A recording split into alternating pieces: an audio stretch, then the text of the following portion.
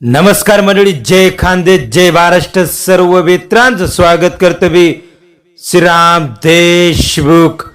काय पैलवान भरपूर फॉर्म मध्ये एक कोणाला पण येऊ दे, कोणाच्या बरोबर कुस्ती करायला तयार आहे आणि कुस्तीमध्ये मीच जिंकेल.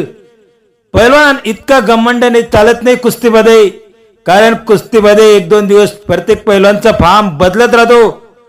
आपला फॉर्म असा आहे की आपण कोणाच्या बरोबर पण कुस्ती करायला तयार आहे आणि कोणत्या पण पैलवानला चित करू शकतो, एवढी मला खात्री. पैलवान टाइम असतो प्रत्येकाचा, वेळ बदलत राहते. तर आजचा व्हिडिओ आपल्याला नक्की आवडणार आहे. घमंडी पैलवानची गोष्ट. तर व्हिडिओ आपल्यासाठी मित्रांनो, एका गावात अर्जुन नावाचा एक बलवान पैलवान राहत होता मित्रांनो. त्याने अनेक कुस्त्या जिंकल्या होत्या, त्यामुळे त्याला आपल्या ताकदीचा अभिमान झाला होता आणि तो इतर पैलवानांना कमी लेखायचा आणि नेहमी म्हणायचा, माझ्या समोर कोणीच टिकू शकत नाही. एक दिवशी गावात मोठी कुस्ती स्पर्धा भरली. अर्जुनला खात्री होती की तो सहज जिंकेल, पण त्या स्पर्धेत एक साधा, शांत आणि मेहनती पैलवान आला आणि त्याचे नाव होते विजय. कुस्ती सुरू झाली. अर्जुन सुरुवातीला गर्वाने खेळत होता. त्यांनी विजयाला कमी समजले, पण विजय रोजच्या सरावामुळे आणि संयमामुळे खूप मजबूत झाला होता. आणि काही वेळातच विजयने अर्जुनला सुंदर डाव टाकून चित केले मित्रांनो. संपूर्ण मैदान टाळ्याच्या आवाजाने गडगडून गेला मित्रांनो.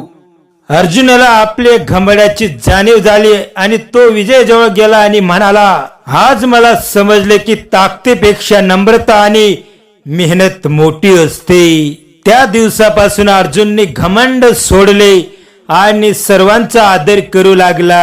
या गोष्टीपासून आपल्याला काय शिकायला भेटला? घमंड माणसाला खाली आणतो, तर नम्रता, मेहनत माणसाला खरे यश मिळवून देतो मित्रांनो. एखादा पैलवान फॉर्म मध्ये आला का हवेमध्ये उडा लागून जातो, एक दोन वर्ष हवेमध्ये राहतो आणि खाली पडतो. एका नाण्याचे दोन बाजू आहेत मित्रांनो. बाळपणमध्ये माणूस आनंदित राहतो, काही टेन्शन राहत नाही. जवानपणमध्ये माणसाला कष्ट करावं लागते, काहीतरी मिळवावं लागतं. म्हातारपण अनुभवाचे असते मित्रांनो, तेव्हा पूर्ण आपण काम करून थकून झालेलं असतो आणि आपल्याला पूर्ण अनुभव आलेला असतं.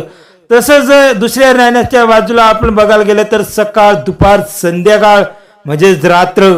म्हणजे आजचा व्हिडिओ आपल्याला नक्की आवडला असेल. घमंडी पैलवानची गोष्ट कसा होता व्हिडिओ नक्की कमेंट करा. व्हिडिओ आवडल्यास